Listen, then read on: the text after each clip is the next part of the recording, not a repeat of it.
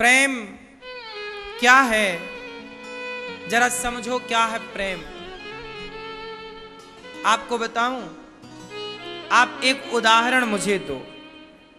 प्रेम का एक उदाहरण मैं आपसे चाहूंगा। मैया, प्रेम किसे कहते हैं, एक उदाहरण के साथ बताओ। एक एग्जाम्पल दो। प्रेम का एग्जाम्पल क्या देंगे आप? दो। क्या है प्रेम, किसे कहते हैं प्रेम, उदाहरण देके समझाओ। आप सब मुझे एक उदाहरण दो प्रेम का। आप दो उदाहरण, प्रेम का एक उदाहरण दो। प्रेम की बिल्कुल चरम सीमा का उदाहरण। मां बेटे का तो मैंने दे दिया, वो आप नहीं दे सकते, दूसरा दीजिए। मैया दो। प्रेम की चरम सीमा का एग्जाम्पल है, उदाहरण है मछली। जैसे मछली और पानी का प्रेम है। मछली को पानी से निकाल दो तो वो मर जाती है। क्या है ये? प्रेम। यदि हम जी गए, जैसे सांप को निकाल दो पानी से वो जी जाएगा, कछुए को निकाल दो पानी से जी जाएगा, मेंढक को निकाल दो पानी से जी जाएगा। विडंबना मछली की। जैसे मछली पानी के बिना रह ही नहीं सकती, ऐसे भक्त भगवान के बिना रह ही ना सके, वो है प्रेम। आप रह लें भगवान के बिना तो वो काहे का प्रेम है?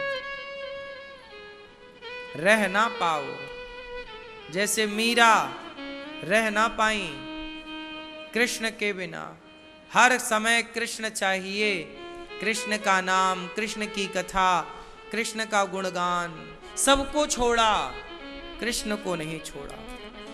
ऐसे प्रेम जो भक्त करते हैं ना, जैसे पानी के बिना हम और आप जी नहीं सकते, ऐसे भगवान के बिना ना रह पाए। इस प्रेम को गोपियों ने पाया है और यही है प्रेम। भक्त को ऐसा ही प्रेम करना चाहिए। उद्धव जी से मैया बोलती हैं, यशोदा मैया, कन्हैया नहीं आएगा क्या उद्धव? मां मुझे भेजा है। मां मूर्छित होके गिर पड़ी, उद्धव मर जाएगी ये यशोदा।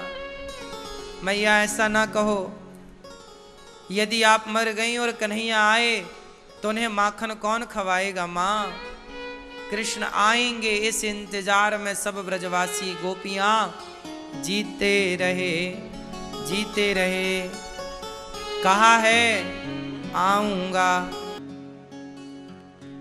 गोपियों ने भगवान से कहा, गोविंद प्राण निकल जाएंगे।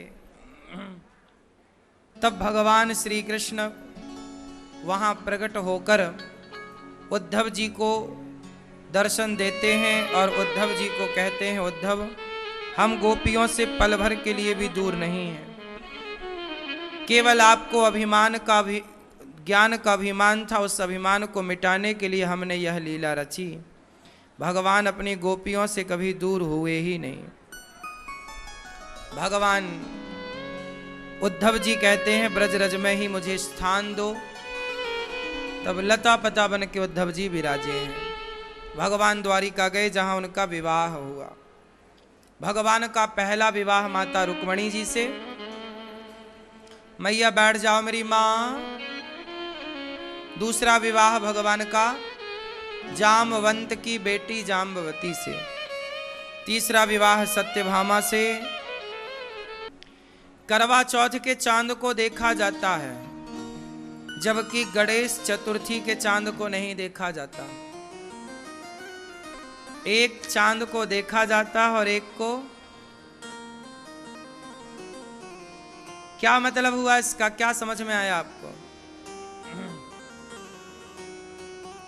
गणेश चतुर्थी के चांद को नहीं देखा जाता और करवा चौथ के चांद को क्यों? ऐसा क्या मैसेज है इसके पीछे? क्या सीख है इसके पीछे? शिक्षा ये है कि जब समय बुरा होता है तो कोई आपकी तरफ नहीं देखता, पर समय अच्छा होता है तो सब आपकी तरफ देखते हैं। वही चांद है, पर उसी चांद को चौथ में नहीं देखते, गणेश चौथ में, गणेश चतुर्थी में अब देखते हैं। तो ये याद रखिएगा कि यदि आज लोग आपको नहीं देख रहे हैं तो परेशान ना होइएगा, कर्म बेहतर करिएगा। वही लोग जो आपको नहीं देख रहे हैं वही लोग आपको एक दिन देखेंगे जरूर। बस आप अपने कार्य को बेहतर कीजिए बस।